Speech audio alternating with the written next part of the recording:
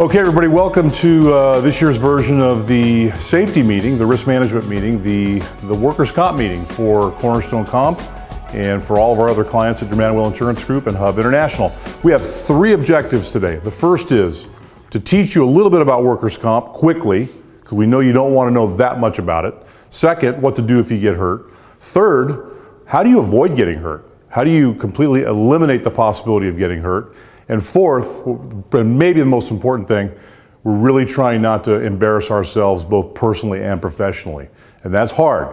In the past, we've done a lot of that. Now with me today, I've got Jim Wood, who's our Director of Marketing, doesn't really know why he's here. Amy Radix, who handles all of our safety resources and helps with helping you have a safe workplace. And then Matt Havens, you all know, who handles all of our workers' comp claims. So a lot of you have asked, how do we do this video? Well, we completely ad-lib it. We have no idea what we're doing at the beginning. We'll be here for about 2.5 hours. And then Jim over here is gonna make all this work in about 15, 20 minutes, something like that. And then you'll be on your way. So right now you're probably sitting in an orientation and thinking about what you gotta do to get ready to get school started again. And so we're not gonna take up a lot of your time, but what we are going to give you today is a lot of pertinent information about how to be safe in the workplace. Okay, so over the years we've gone to great lengths to get everybody that watches these videos to remember what is in them. We've had people arrested. I've been in high heels. We've had people get hit in the head with balls. I fired a lot of people right on camera. Lots of people fired. Matter of fact, when I walk on campuses, they ask me if they're fired. But we're going to go to Sesame Street today.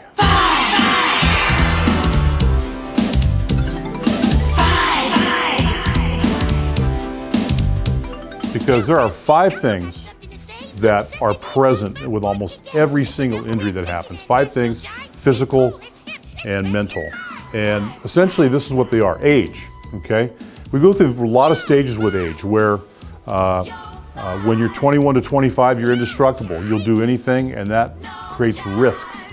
When you're 25 to 35, you still think you're 16. When you're 35 to 50, you don't understand that you're putting your body at risk. When you're 50 to 65, you start to get some wisdom, and we see injury rates going down. So age is a big factor. You got to know, you have to understand age and the way you relate to that. The second thing is being in a hurry. The third thing is being distracted. The fourth thing is trying to do too much by yourself, working alone.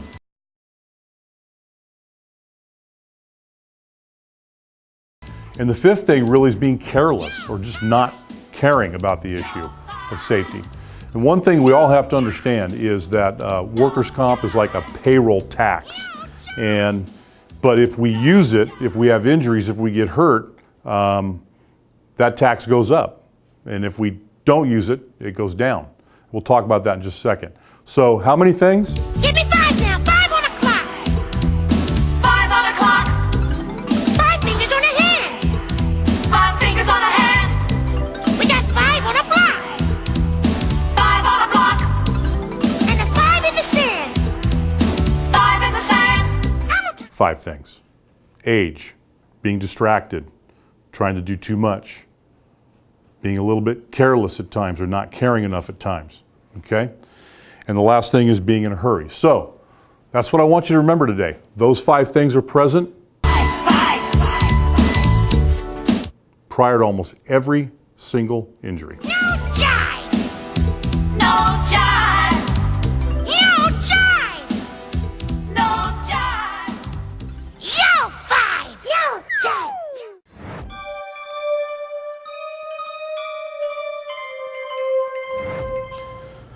Of course, looking at your phone while you're walking is absolutely essential to getting along with your day.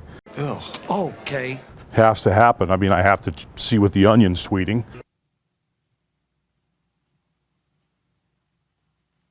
I mean, you're seeing some slip and fall and some safe walking vignettes today because simply, if we just eliminated slips, trips, and falls, we could probably cut the cost of workers' comp for our clients by half.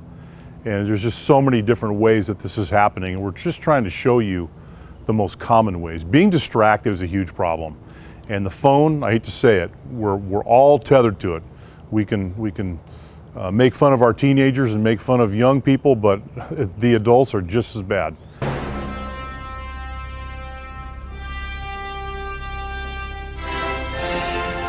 So don't distract yourself. Slips and falls are 99% preventable. You just have to take the right steps, no pun intended, actually pun intended, to not slip and fall. Walking backwards is generally a plague on our society. Live every week like a shark week.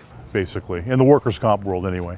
And the reason for that is we get a lot of people falling backwards. When you fall, a couple things are gonna happen. One, you're gonna try to brace your fall, and that puts your entire, from your fingertips all the way to your shoulder in play. If you're not able to brace your fall, you're gonna land on a hip, you're gonna land on a tailbone, and we're looking at some serious problems here. So we don't want people to walk backwards. And I know teachers think they have to do it and love to do it, but look at the way a duck walks with the baby ducks behind them.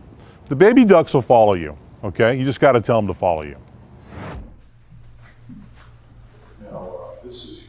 I don't think I can do it without holding on in these shoes. So Amy, so this is the thing. Amy can't even get down one step in these high heels.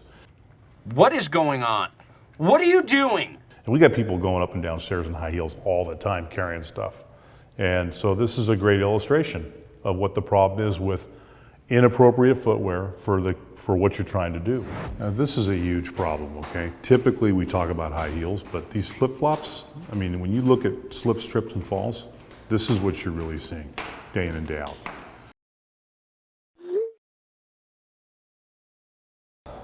Jim could either he's texting or checking his Instagram right now, but either way, he's probably fired.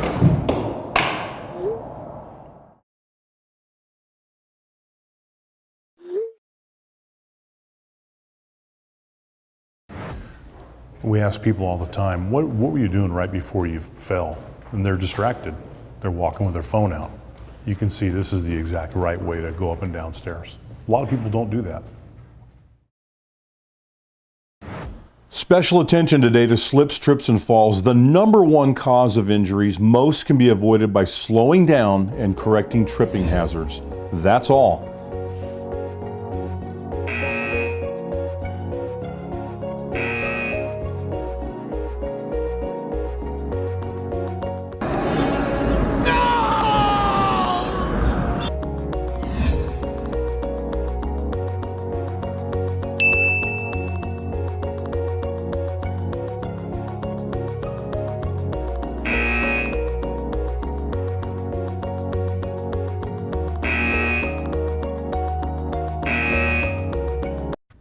I have very little patience for stupidity.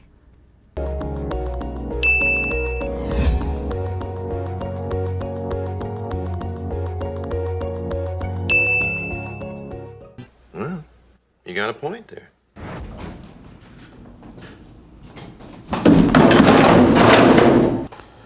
All right, if you've ever seen the Allstate commercials featuring mayhem, this is it.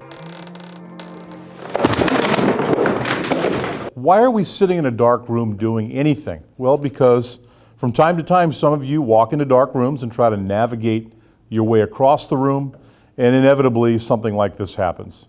Well, this is we call this kind of an unforced error. I don't want to let you in on anything too secret, but when we see injuries come through, we'll do a little bit of eye rolling on these. Why? There's a light switch right next to the door. And guess what? Did you know you're all carrying a flashlight? Right here, flashlight. Every single phone has a flashlight. So folks, let's not commit unforced errors. Use light when you walk into a room.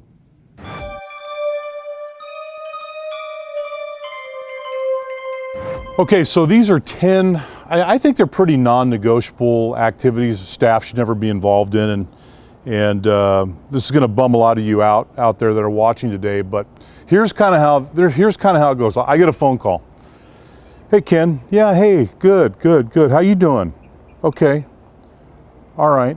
So what's up? Hey Mike, I'm getting some really crazy requests about doing things on activities and at the staff level, and I want to run some things by you. Okay, well, do you want me to say no? I like saying no. It lowers their enthusiasm. Will you please say no to all this? I say no. Okay, I'll say no to it, no problem. Make me the bad guy. But what are the 10 things, really? Well, first of all, there's a lot of fun trips out there, and I know we like to have a lot of fun with the students. Snowboarding and skiing at the staff level, not a good idea. Now, if you want to do it, that's fine, but budget for it because someone's going to get hurt. Snowboarding and skiing. Number 9, ice and roller skating. Ice and roller skating. Nothing good ever happens to staff members on any kind of a skating rink, ever. Number 8, trampolines and bounce houses. For whatever reason, our folks like to get out there and mix it up with the kids. Trampolines and bounce houses, not a great idea. Number 7, climbing walls. I'm talking at camps and other places, not a good idea. Number 6, a lot of people like to go surfing, especially in California on the coast, coastal schools. I don't care if the kids surf, staff surfing. Okay, that is messed up. Running. A lot of folks get in a hurry. They feel like they got to run. A lot of people get hurt running. Number 4, dunk tanks.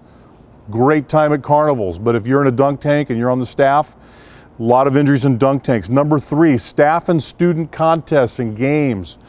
Basketball, volleyball, all kinds of stuff like that. If the staff's going to participate, I see problems on the horizon. Number 2, playground equipment. It is for kids. I shouldn't even be up here. Can it even fit through here? Yeah, you're good.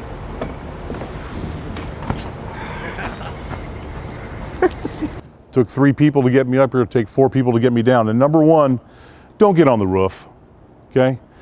Pretty rare to see people up on the roofs, but I've driven into parking lots before and seen people up on the roof retrieving a ball or doing something like that, and I always wonder, why is that person up there? Those are 10 sort of simple suggestions to not get yourself all mangled up during the school year. Right.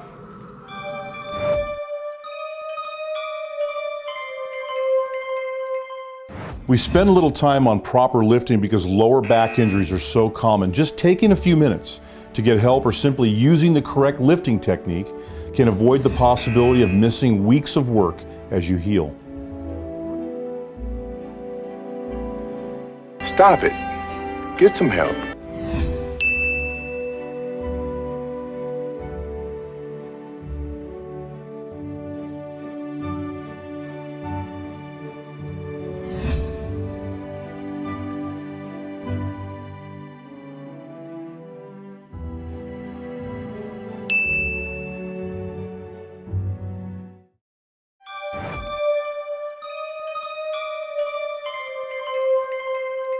So we're on the campus of Valley Christian Schools in San Jose, Warrior Field. They got beautiful facilities here, a great athletic program, but what comes with that are a lot of coaches.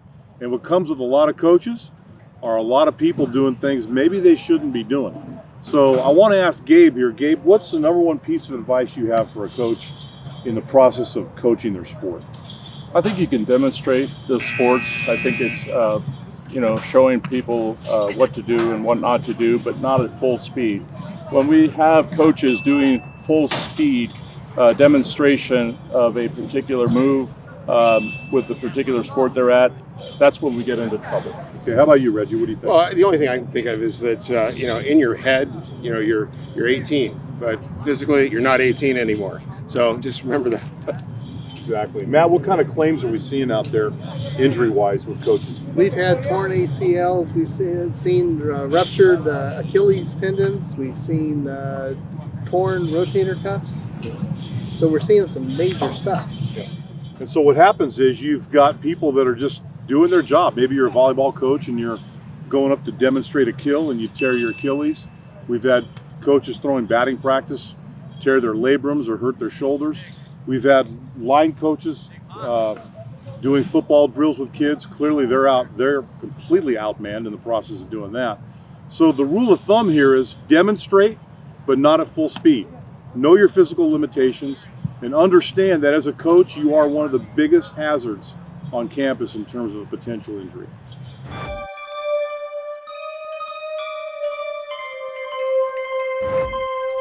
Summer is here and it's getting hot. As temperatures and humidity rise, it's important to be prepared for the dangers of working in the heat. Dozens of workers die every year due to working in the heat, and thousands become ill. Most work-related heat deaths occur in the first few days of working in the heat. That's why it's important for employers to allow workers to gradually build that tolerance to the heat, whether they are a new, temporary, or even seasoned worker. Heat illness can affect anyone, no matter how old you are or what shape you are in. Symptoms include headache, nausea, dizziness, weakness, irritability, confusion, thirst, heavy sweating, and a body temperature greater than 100.4 degrees Fahrenheit. But heat illness can be prevented with 3 simple steps: water, rest, shade. Drink water every 15 minutes, even if you're not thirsty. Rest in the shade to cool down. Wear a hat and light-colored clothing. Workers can stay safe and healthy if we watch out for their health and remember 3 simple words: water, rest, and shade. Taking these precautions can mean the difference between life and death.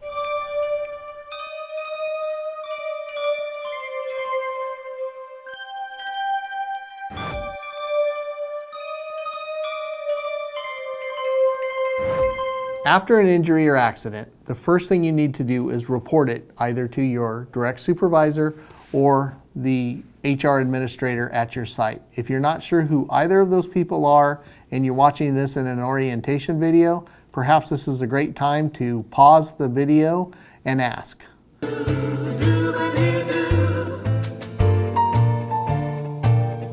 If not, please, at the conclusion of this video, please ask and find out who to report a claim to. Once the claim is reported by you, you will be directed to a medical facility for care. That facility will be in the medical provider network and very familiar with workers' compensation and the reporting requirements. Once you've reported your claim to your HR department or your direct supervisor, a claim will be filed with your workers' comp administrator so that your eligibility for workers' compensation benefits can be determined and benefits can be provided to you expediently. Now, through this process, one thing that is incumbent upon you is to please communicate. If you have any questions, your claims administrator can address any benefit questions that you may have, when you're going to receive a benefit, what benefit you will receive. If you are having some frustrations, and unfortunately you will possibly come across things that will be frustrating in the process, please communicate those to your employer, and I am a resource that your employer can use to help fix the problems and smooth out the bumps in the road. In addition to communicating along the process, it is also important that you attend your medical treatments, whether it be physical therapy or an evaluation with your treating physician. That helps the communication between the medical provider and the claims administrator. If there are treatment modalities being requested, those can be addressed more quickly and will make the process run a lot smoother. Now, our goal, once somebody has been injured, and I can't overstate this, is to get a complete, quick recovery. We want to provide access to great medical care so that you can return to work as quickly as possible, whether that be your usual and customary job or some form of light duty. Keeping you engaged in your ministry will help in the healing process.